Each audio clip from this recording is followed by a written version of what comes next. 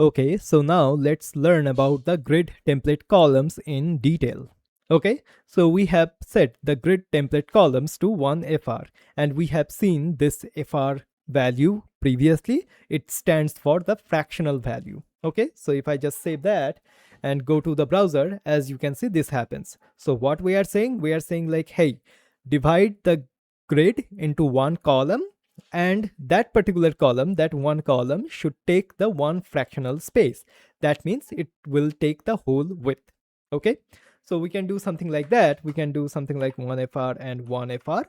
So it will divide the grid into two columns, and each of the columns will take one fractional of the width. Okay, so this happens. Okay, so here I will go to this particular blog post here, and it is described quite well. The grid template columns specifies the number and the width of the columns browser should display in the selected grid container. Also inside of the MDN, so the grid template columns CSS property defines the line names and track sizing functions of the grid columns. Okay, and here are all of the syntax which it can have. Okay, as you can see, it can have some pixels as well. It can have the fractions, which we have seen briefly, and it can have the auto as well. Okay, so what I'll do, I'll go to the browser here. So we are having this one. So what I'll do, I'll say something like 200 pixels and then 1FR. Okay, so if I just do that, then what will happen? So what it is saying, hey, divide the grid container into two different columns. The first column should have the width of 200 pixel, and the second column should have the rest of the width. Okay, if I do that, then this will happen. So the first column, as you can see, have the 200 pixels of width, and the second column has the 591 pixels of width. Okay, all right, so as you can see, this is what it happens. Okay, all right, so if I just do something like that, okay, all right, so this is what it happens. So the fraction means, hey, take up all of the leftover space. Okay, so we can do something like that, or we can do something like 150 pixels as well. So what we are saying here, we are saying like, hey, divide the grid container into three different columns. The first column should have the 200 pixels of width. The third column should have the 150 pixels of width, and the leftover space or the leftover width can go to the middle column or the second column. Okay, if I do that, then this happens. So the first column has the 200 pixels of width. So the third column have the 150 pixels of width, and all of the leftover space or the leftover width of the container is going to the middle column or the second column. Okay, so we can do that, something like that. We can do something like 2FR and 1FR as well. So I'll do 1FR, or let's do 4FR and 1FR.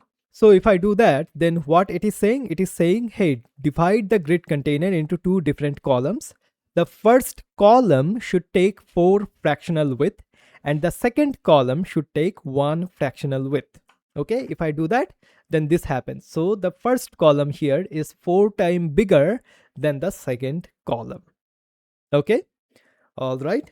Then what we can do, we can use the percentages as well. So we can do something like 50% and 50%.